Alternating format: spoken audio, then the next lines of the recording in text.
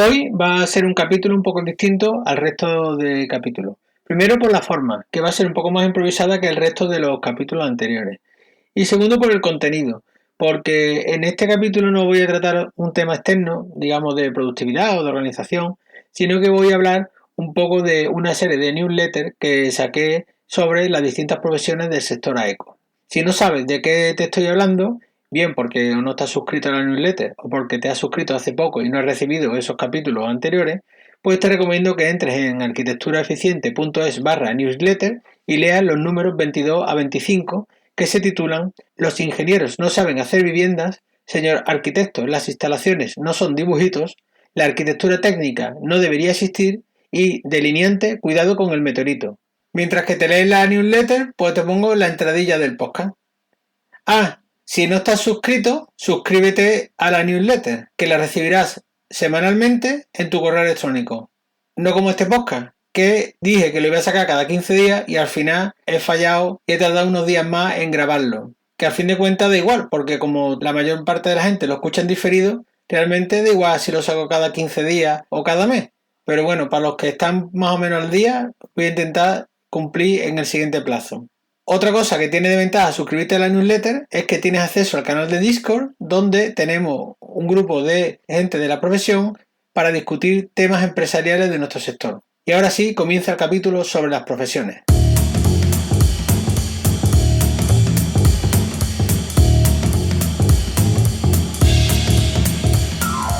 Hola a todos y bienvenidos al episodio número 24 de Buscando el Proyecto Perfecto, un podcast basado en hechos reales.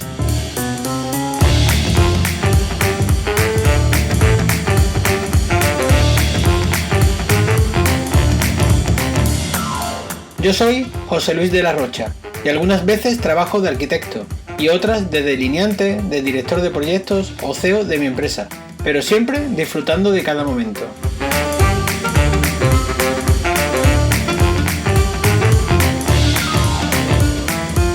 En este podcast os voy a contar mi experiencia sobre algunas cosas que podéis hacer para mejorar el resultado de los proyectos y de vuestra empresa. Bueno, supongo que ya te habrás leído las 4 newsletters y en alguno pues te habrás sentido ofendido o decepcionado, que seguramente sea el de tu profesión, y en otros pues te habrás reído, que seguramente sean el de las otras profesiones. Como todo el mundo me lo pregunta, y para dejar el tema zanjado desde el principio, pues no buscaba nada especial en hacer estas newsletters, simplemente eran unas ideas inconexas que rondaban por mi cabeza, y mi intención pues no era ni molestar a nadie, ni que se sienta nadie ofendido, pero tampoco pretendía que esto fuera un paper de investigación sobre el origen de las profesiones ni el estado de arte actual, sino que he mezclado una serie de ideas y he forzado una serie de situaciones que a alguno pues seguro que se le ha pasado también por la cabeza y lo que buscaba era pues que pasarais un rato divertido. Seguro que he conseguido más sonrisas que mosqueos.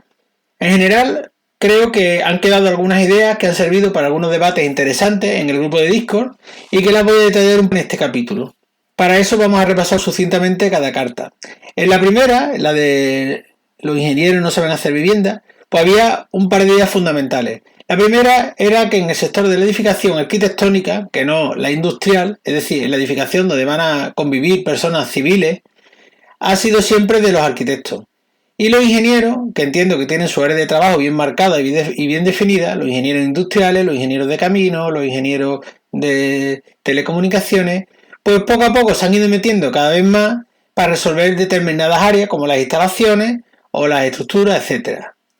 Y la segunda es que es complementaria de la primera, y es que la cosa ha llegado hasta tal punto que la justificación de la normativa se ha hecho tan insufrible que nos lleva más tiempo justificar estructuras e instalaciones que resolver la parte arquitectónica del proyecto. Y esta deriva de cálculo pues lleva a ejemplos como el que pongo en la carta de querer llegar al tercer decimal en soluciones arquitectónicas que se hacen en centímetros.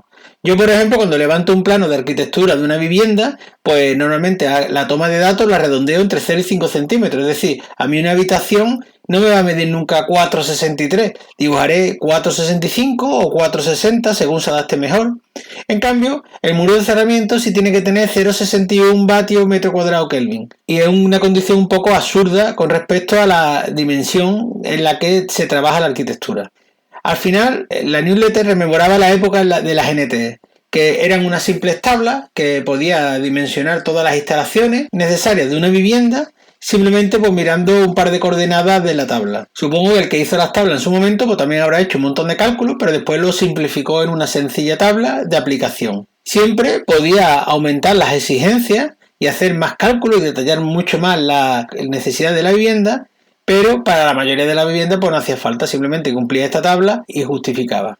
Y esta historia pues me lleva a la segunda carta, la de los arquitectos que no saben hacer instalaciones, porque indicaba que a diferencia de la arquitectura y de los conceptos arquitectónicos del habitar, la luz, los espacios, la conceptualidad espacial, las instalaciones sí deben de funcionar.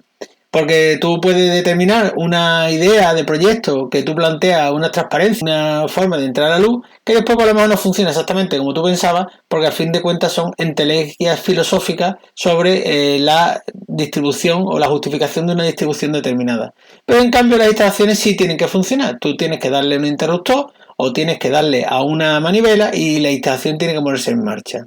Y nosotros, los arquitectos, al no saber calcularla, pues implica después muchos ajustes en obra, pues para meter instalaciones que no tenemos previstas, hay que hacer a lo mejor cambios de espacio que no se han contemplado, etcétera. Y además, pues todas estas instalaciones deben cumplir una normativa que es muy estricta y aunque no nos guste, pues es la que hay. Ponía como ejemplo el tiempo que dedicamos en dibujar un plano de fontanería para que quede muy bonito en el papel, pero que después, cuando se llega a la ejecución de la obra, que es de verdad cuando tenemos que resolver la instalación, pues ni vamos a la visita de obra, dejamos que el fontanero haga lo que le dé la gana y la instalación sale como sale. Y aquí saltamos a la tercera newsletter en la que hablaba sobre los aparejadores, arquitectos técnicos, ingenieros de edificación o cualquier otro nombre que se inventen para salir de su hábitat natural y del sentido que tenía la profesión originalmente, que era las obras, para pillar cacho de la parte de los proyectos de los arquitectos.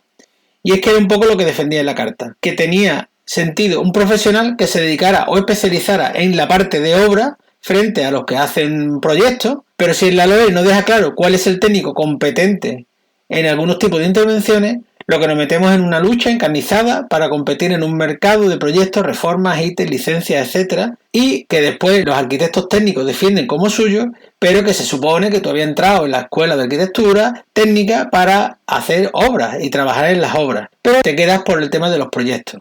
Al final de la carta argumentaba que la arquitectura técnica pues pensaba que no debía de existir como profesión, no me refiero como persona, y argumentaba que todos los técnicos deberíamos ser arquitectos, es decir, simplificar la profesión de arquitectura técnica y la de arquitecto en una sola, una profesión única, en la que tú podrás especializarte a lo largo de la carrera en la parte más técnica de proyectos, más técnica de instalaciones, más técnica de estructura o más técnica de obra, y que según las cosas que tú estudies, pues tendrás tus atribuciones que te permitan desarrollar tu trabajo con la correspondiente responsabilidad. Y como donde hay pelo hay alegría, en cuanto que solté esta idea, los delineantes se sumaron a subirse al carro del colegio único y de los técnicos y meterse ahí todo el mundo a repartir el pastel. Y ya lo decía la cuarta newsletter, en una conversación ficticia al estilo La vida de Brian, que pasarse de llamarse delineante a técnico superior en proyectos de edificación, pues no nos iba a salir gratis a los arquitectos. Y es que los delineantes son como los dinosaurios cuando llegó el meteorito, que tuvieron que adaptarse para sobrevivir a la horda de estudiantes de arquitectura y arquitectura técnica cuando se pasó de el valor que tenían ellos como valor indiscutible, que era la delineación a mano, por la delineación en CAD. Y los estudios comenzaron a prescindir de delineantes por estudiantes que sabían manejar mejor los ordenadores y como era novedad, en ese momento valía más hacerlo en CAD que el valor de que estuviera bien hecho. Y lo mismo ha pasado con el BIM, que ahora mismo tiene más valor un BIM IFC feo y descolorido, pero con la información suficiente para sacar, por ejemplo, unas mediciones automáticamente, que un buen plano bien trabajado con sombras y detalles. Y concluía esta cuarta newsletter con el problema que nos viene a todos con las inteligencias artificiales, que nos vamos a convertir en prompt modeladores, es decir, modeladores de indicaciones para que la IA saque los planos, los renders y cálculos bajo nuestra dirección. Y esto ha sido un poco el resumen de las 4 newsletters, que supongo que te habrás leído, y con las ideas que planteaba.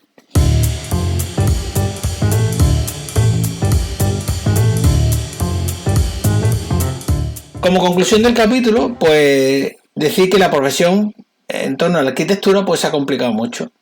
Por un lado está la complejidad de los proyectos, principalmente la parte de instalaciones energéticas, pero en general todo lo que es la parte de cálculo, que si bien entiendo y coincido que es necesario mejorar los requerimientos de la vivienda y las exigencias de la vivienda en el siglo XXI, pero se podría hacer la aplicación de forma más sencilla al estilo de las tablas de la NTE con idea de cubrir unos mínimos. Después ya, si tú quieres seguir aumentando las exigencias, pues puedes establecer un sistema de cálculo más complejo en el que pues justifica mayores exigencias. Pero ese método simplificado pues te daría resolución para la mayoría de las viviendas que no requieren un esfuerzo de cálculo tan tremendo para proyectos tan pequeños, que además el cliente ni lo necesita ni nos lo va a pagar. Por otro lado, esta complejidad de la profesión pues viene también del lado de la competencia, pero no solo de profesionales dentro de la misma profesión, sino entre profesiones entre sí. Por eso cuando veo siempre a los colegios defendiendo a la profesión y haciendo cada uno la batalla por su lado, siempre pienso que esto está mal, que eso no va a ser la solución, que es un problema de todo, de todas las profesiones implicadas en el sector. O nos vamos claramente a un sector organizado por competencia en un entorno de libre mercado y que cada servicio lo dé un técnico competente que tenga los conocimientos, las cualidades necesarias y por supuesto la responsabilidad necesaria para asumir ese trabajo. O nos vamos a un mundo en el que queden las atribuciones bien detalladas en una ley y que no se produzca interferencia entre las distintas profesiones. A fin de cuentas, la arquitectura es una profesión que tiene que estar una cierta regulación porque depende de la seguridad de las personas. Bueno, porque existe una ley como la que existe, pero que esté más clara las atribuciones y las interferencias entre las distintas profesiones, de manera que dé garantía a toda la profesión de unas reglas de juego constantes y precisas. Obviamente no es objeto de este podcast pues solucionar la profesión, sino simplemente dar ideas y abrir debate. Y quiero hacer una última reflexión. En este sector no estamos solo los arquitectos, ni los ingenieros, ni los arquitectos técnicos, ni los delineantes. Estamos todos involucrados. Y no hay salvación para unos sí y otros no. Debemos ser exigentes en la entrega de valor al cliente, pero es mejor para todos tener un mercado con reglas claras y sencillas, y sobre todo que sean globales en todo el territorio. Y no me refiero solamente al territorio español, sino al territorio europeo. No tiene sentido que un arquitecto sea distinto de un arquitecto europeo cuando estamos haciendo el mismo tipo de edificio y con los mismos hormigones, las mismas instalaciones, las mismas estructuras. Lo que implica un trabajo extra de aprender normativas nuevas que lo que hacen es complejizar el trabajo y hacerlo menos rentable de forma innecesaria. Y últimamente lo que veo es al revés, complicarlo todo, enmarañarlo todo. Si veis las últimas normativas, las leyes, los reglamentos, no están hechos por y para la profesión. Y debemos defender entre todos que cuenten con nosotros para desarrollar estas normativas, que a fin de cuentas somos los que los vamos a aplicar. Para poner un ejemplo, si seguís el desarrollo de la normalización BIM que se está produciendo en España, y cuando te enteras de cómo se está haciendo, pues da un poco de vergüenza y de ridículo cuando ves como en otros países lo han aplicado. Y en este país pues llevamos un montón de años sin reconocer y sin integrar la estructura del BIM o incluso por ejemplo la del Project Management, que en otros países también está regulado y aquí en España pues no se reconoce esa figura dentro de la LOE, que en otros países ya existen, que solamente hay que copiarlas, que no hay que inventarse la rueda ni inventar la historia, sino simplemente copiar las otras normativas y permitir al sector enfocarse en el verdadero objetivo de la profesión, que es la entrega de valor al cliente. Con esto llegamos al final del capítulo y me gustaría que te haya servido un poco para darte algunas ideas o algunos temas de debate para discutir entre compañeros y no haberte molestado mucho en la parte en la que soy más crítico con algunos sectores de la profesión. Seguro que me he dejado muchos temas en el tintero y seguramente algunos incluso no estés de acuerdo con ellos y me encantaría discutirlos contigo dentro del canal de Discord. Así que te invito a suscribirte en la newsletter y que te apuntes al canal. Si te ha gustado el capítulo, no olvides seguirme, darle a me gusta en los programas de podcaster que escuches. Además, puedes recomendar este podcast a otros compañeros que también lo necesiten. Y sin más, me despido y nos vemos en el próximo programa.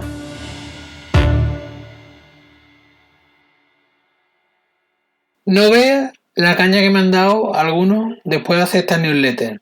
No sé para qué me metí en esto.